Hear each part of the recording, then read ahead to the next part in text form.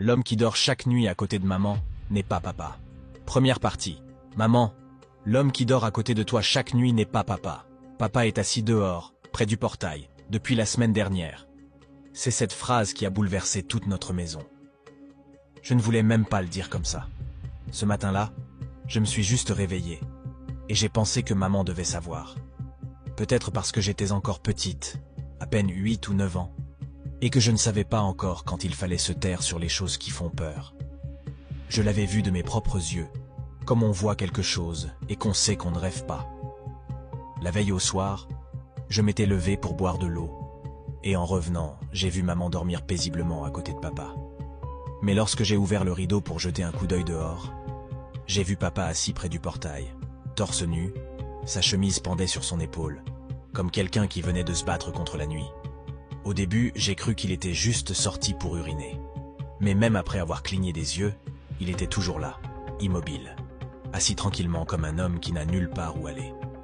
Le matin venu, quand j'ai raconté ça à maman, sa main a atterri sur ma joue avant même que je puisse respirer. « Ne redis plus jamais une chose pareille », a-t-elle dit d'une voix tremblante, mais dure. « Tu m'entends ? Ton père est bien ici, dans cette maison. » Je n'ai rien répondu. Je me suis juste tu.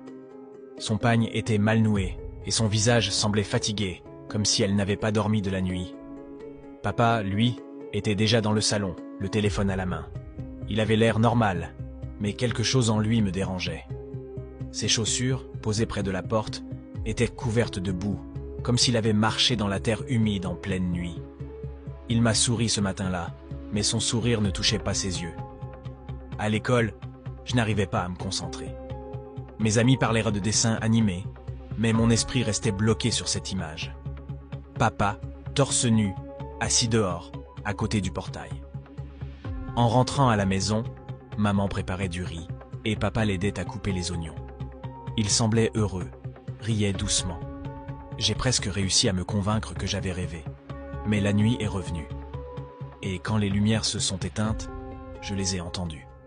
2 voix dans leur chambre. Toutes 2 graves. Toutes 2 comme celle de papa. L'une calme, l'autre en colère. Au début, j'ai cru qu'ils regardèrent la télévision, mais le générateur était éteint. La maison était silencieuse, à part ces 2 voix.